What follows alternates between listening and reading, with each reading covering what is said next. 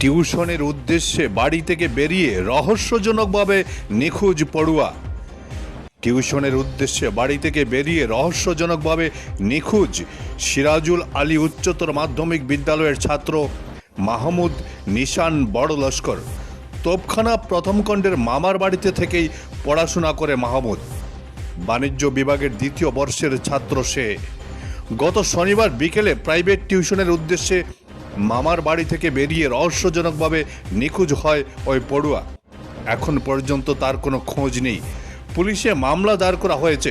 মাহমুদের বাবা নূর আহমেদ বড়লস্কর সংবাদ মাধ্যমে বিস্তারিত জানিয়েছেন, ছেলের নিখোঁজ হওয়ার ঘটনা নিয়ে তার ছেলে কোনো চক্রান্তে ফেঁসে গেছে বলে সন্দেহ করছেন তার বাবা নূর আহমেদ। কেউ তার সন্ধান পেলে 8402-066-377 নম্বরে যোগাযোগ করতে আবেদন জানিয়েছেন তিনি। Beauty report Barak vision. আমি নূর আহমদ বড়লস্কর, বাড়িও রংপুর চতুর্থ খণ্ড। আমার ছেলের নাম মাহমুদ নিশান বড়লস্কর। সে পড়ে Sirajul Ali higher secondary school, higher secondary commerce স্ট্রিমের সেকেন্ড ইয়ার। সে তাকে তার মামার বাসা তুফখানা খাদিম বাড়ি। গত শনিবার আমার ছেলেটা টিউশন যাইতে হইয়া মামার বাসার থেকে বাইরে গেছে বিকাল দিকে 4:30 যদি টিউশনও বাইরে হইয়া যায়, 5টার সময় মেসেজ দিচ্ছেন, ম্যাডাম আজকে তো টিউশন হইতো না, কালকে করাইমু। তখন আর টিউশন পর্যন্ত গিয়ে পৌঁছছে না।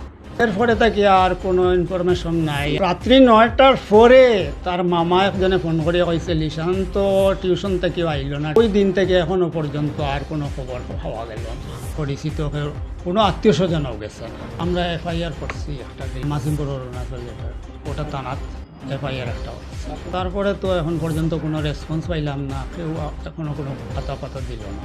Mahmud Nishan Barlaskar, Sirajul Ali high secondary school. 6 তারিখ মানে ঘর থেকে টিউশনের কথা কইয়া বাইরে হয়েছে মামার বাসার থেকে তুফখানা এমডির মুখ। এখান থেকে আহে টিউশনির কথা কইয়া বাইরে হয়েছে। বারানির পরে তো ম্যাডামে টিউশনি আজকে দিনে ইয়ে করে দিয়েছেন, মানে অনলাইনে তারা জানাই দিয়েছেন আজকে হইতো না। তো তার মামার বাসা তো জানে না, টিউশনিতে গেছে। পরে রাত্রে 9টার সময় তার মা বাবার বাসার থেকে কল আইছে যে বড় গ্যাপ হচ্ছে না।